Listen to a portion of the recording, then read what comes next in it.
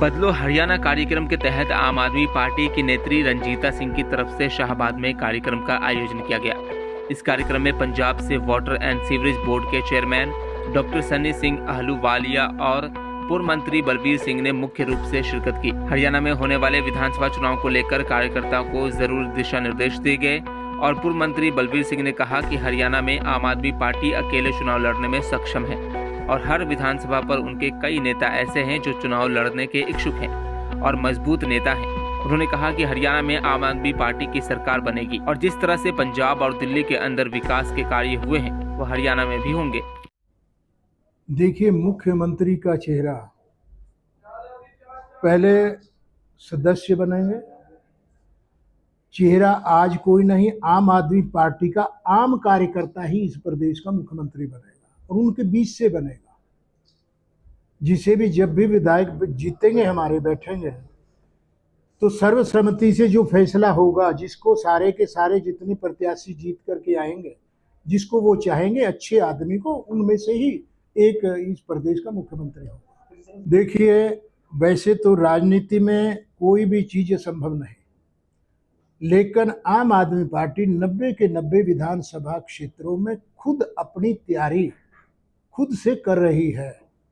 वो अकेले चुनाव लड़ने में भी 90 के 90 विधानसभा में सक्षम है और हमारे पास कई कई प्रत्याशी, किसी विधानसभा में चले जाइए 10-10, 12-12, 13-13 प्रत्याशी हर जगह अच्छे से अच्छा बैठा है। देखिए, ईडी का तो मैंने पहले भी कहा और ये आज की कोई नई बात नहीं।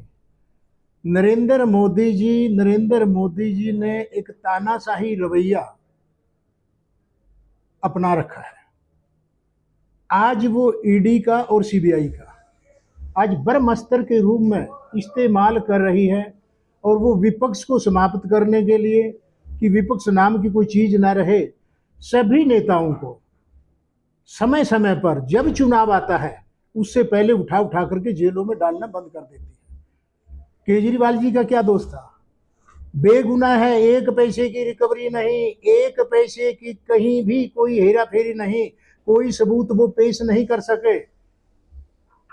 शारदा वो रेडी जो शराब माफिया था उससे 60 करोड़ रुपया लिया गया, उसी के बयान पर मजिस्ट्रेट के सामने उसका बयान दुआया गया, उससे जमानत देने के लिए, उसका केस खत्म करने के लिए एक बात की गई थी कि हम आपको बरी कर देंगे इस केस में।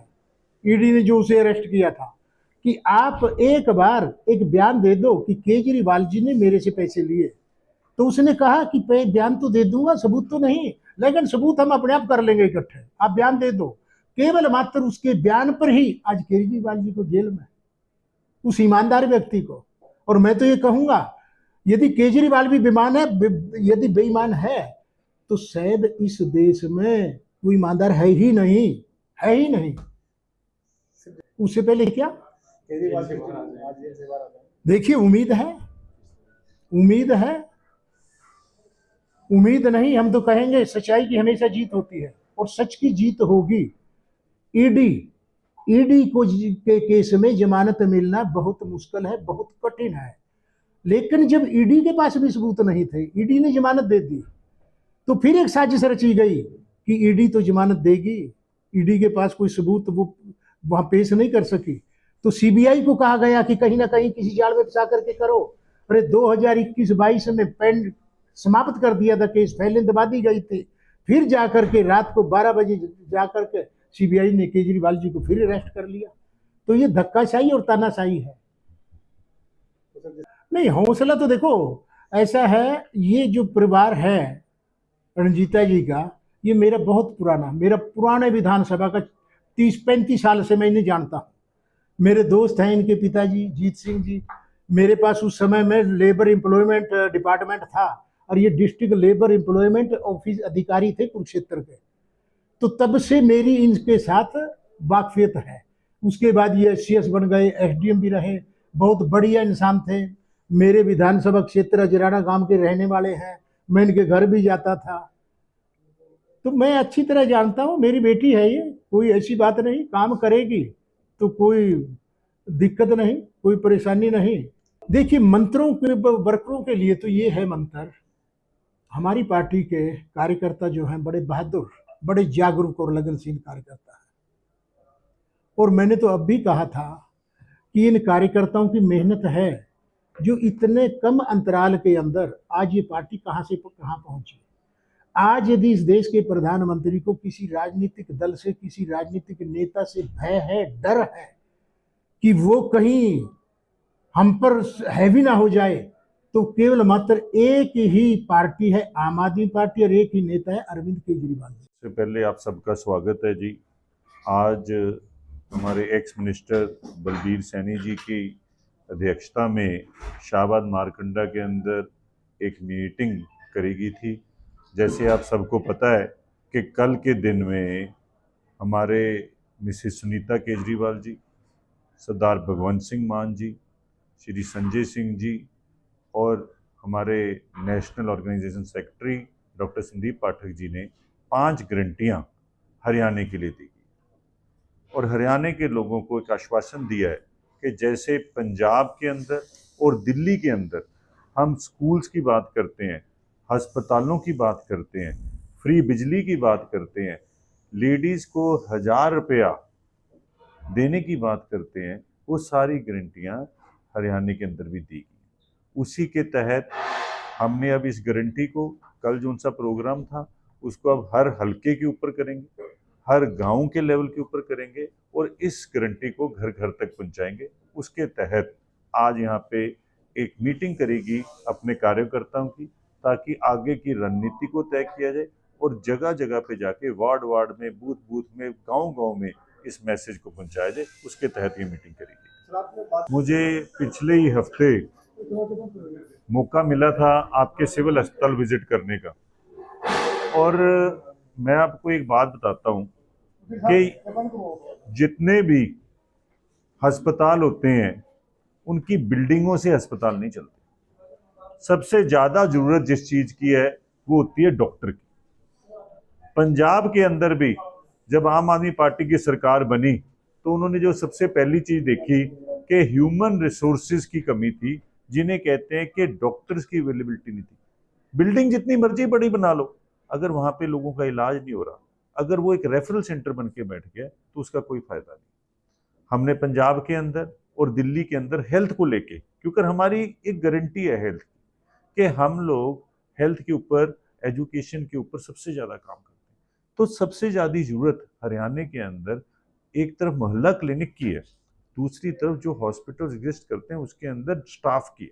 आमतौर पे देखा जाता है, क्योंकि मैं भी एक डॉक्टर हूँ, कि डॉक्टर्स को रादर देन अस्पतालों की जगह पे उनसे फाइल वर्क कराया जाता है, क्लर्कों के काम कराए जाते हैं। और नायब सैनी जी जिस दिन चीफ मिनिस्टर बने थे, उन्होंने एक बात कही थी कि हम सिविल अस्पतालों की पोजीशन अच्छी करेंगे। पोजीशन तो कोई अच्छी हुई नहीं। क्यों अच्छी नहीं? उसका किया सोर्सेज होता है। आप ये बताओ कि कितने डॉक्टर्स भर्ती किए हैं? डॉक्टर्स तो तब भाई साहब यहाँ पे आएंगे जब यहाँ पे हम एडमिशन करेंगे, उनको भर्ती करेंगे। डॉक्टरों की भर्ती नहीं हो रही, बिल्डिंग बनाने से इलाज नहीं होगा, दीवारें इलाज नहीं कर सकती, मंजे इलाज नहीं कर सकते। इंफ्रास्ट्रक्चर को डेवलप तो करना है, लेकिन ह्यूमन रिसोर्स को सबसे ज्यादा डेवलप करना है, जिसकी यहाँ पे कमी है। उसके तहत हमारी टीम्स डिफरेंट अस्पतालों के अंदर जा रही है और डाटा कलेक्ट कर रही है कि कितने डॉक्टर्स की वैकेंसी खाली पड़ी है। और उसको जब आम आदमी पार्टी की यहाँ पे सरकार बनती है, सबसे पहले हम हेल्थ और एजुकेशन के अंदर क्रांति लेके आएंगे, जैसे हम दिल्ली और पंजाब के अंदर। देखो, ये सरकार तो एक ही काम पे लगी हुई है। भारतीय जनता पार्टी का काम क्या है? किसी का ईडी पीछे डाल दो, किसी के पीछे सीबीआई डाल दो, मुद्दों की तो बात ही नहीं करते। मनोहर लाल खट्टर जी ने हिमाचल के जो एमएलए थे ना, उनको उठा के यहाँ रखा हुआ था। मनोहर लाल खट्टर जी ने चंडीगढ़ के अंदर जो एमसी का चुनाव हुआ, उनके एमसी उठा के यहाँ रखे हुए थे। डेवलपमेंट की बात इनसे आप एक्सपेक्ट नहीं कर सकते, क्योंकि ये सिर्फ चाहते हैं कि हम गुंडागर्दी से राज करें। आज चंडीगढ़ के अंदर आप देख लो, पंजाब के अंदर देख लो, दिल्ली के अंदर देख लो, जहां जहां हम सरकार चला रहे हैं, हमें भी पता है कि मौसम के हिसाब से डेंगू आता है। उसके लिए क्या क्या चीजें जरूरी, हमें ये देखना होता है कि एक धुएं वाली आपने मशीन देखी होगी। आप ये बताओ कि चंडीगढ़ के अंदर, पंजाब के अंदर ये धुएं वाली मशीनें पता है कितनी ऐड कर दी हमने? जितना अगर 100 मशीन थी तो हमने उसको उठा के 1000 कर दिया, और यहाँ पे 10 मशीनें थी तो उसको घटा के 1 कर दी। और ये मशीनें पता है कहाँ चल रही हैं? आप चलो मेरे साथ चंडीगढ़ में, इन लोगों की मंत्रियों की कोठियों में लगाई हुई है डीफॉगिंग की मशीनें। एक आर्टिकल भी आया अखबार के अंदर कि जिस हिसाब से ये लोग मिसयूज कर रहे हैं, ये नहीं चल रहा। डेंगू होता कहाँ पे, किस कारणों करके होता है, उसके लिए क्या क्या प्रिवेंटिव मेजर चाहिए, उसकी तरफ किसी का ध्यान नहीं। कोरोना के अंदर देख लो, मुझे वो दिन याद है जब शाहबाद के अंदर गोडे गोडे पानी कितने दिन खड़ा रहा। उस टाइम में क्या करा इन्होंने? ये तो मंत्री, यहाँ के मंत्री थे, उन्होंने अपने घर के बाहर लिख के लगा दिया था कि मुझे मिलने की जरूरत नहीं है। किसके पास जाएंगे? क्वारंटीन हो गए, कहते जी हमें मिलने की जरूरत नहीं है। जब ये मंत्रियों का ये हाल है, एमएलए का ये हाल है, तो दुनिया से क्या एक्सपेक्ट करोगे? हमें हर एक चीज को, क्योंकि अरविंद केजरीवाल जी एक पढ़े लिखे इंसान और उन्होंने एक फॉर्मूला दिया हुआ है काम करने का तरीका क्या है। तो कोई भी चीज होती है उसकी पहले तैयारी करनी पड़ती है। फ्लड्स की तैयारी पहले करनी पड़ती है, ऐसी हर बीमारी की तैयारी पहले करनी पड़ती है। मैं आपसे एक वादा देता हूँ कि पंजाब की तरह हरियाणा के अंदर भी हम ये बदलाव लेके आएंगे। और जो लोगों की समस्या, क्योंकि हम लोग सरकार एसी कमरों में बैठ के बनाते, हम लोग लोगों के बीच में सरकार बनाते हैं। कल अगर आपने भगवंत सिंह मान जी का लेक्चर सुना, उन्होंने कहा जो फैसले लेने होते हैं ना, वो हम टक्कों के ऊपर बैठ के लेते हैं, नाकों के ऊपर बैठ के लेते हैं। नाका पता है किसे कहते हैं? जहाँ से टक लगता है नहर के अंदर कि पानी इधर को जाएगा, तो हम वहां पे बैठ के फैसला लेते हैं। हम यहाँ पे ही बैठ के फैसला लेंगे, गली मोहल्ले के अंदर जा जाके लोगों से फॉर्मूला समझेंगे, फीडबैक लेंगे और उस हिसाब से लोगों की डेवलपमेंट का काम। देखो ऐसा है, मैं सबसे पहले आपको बताता हूँ कि पानी का प्रोसेस क्या होता है, उसको कैसे इंक्रीज करना होता है। हम भी कहते हैं कि पानी की जरूरत हर एक स्टेट को उसको मिलना चाहिए, लेकिन जब पानी एक्स्ट्रा आता है तब कहते हैं नहीं नहीं पानी की हमारे पास जरूरत नहीं है। हमें पानी कौन सी स्टेट से कहां से मिल सकता है?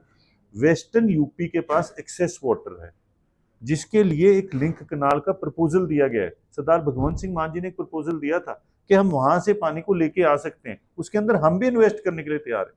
हमें पानी की जहां भी तरीके से बात करनी है, वहां पे पानी से कोई नहीं रोक सकता जी।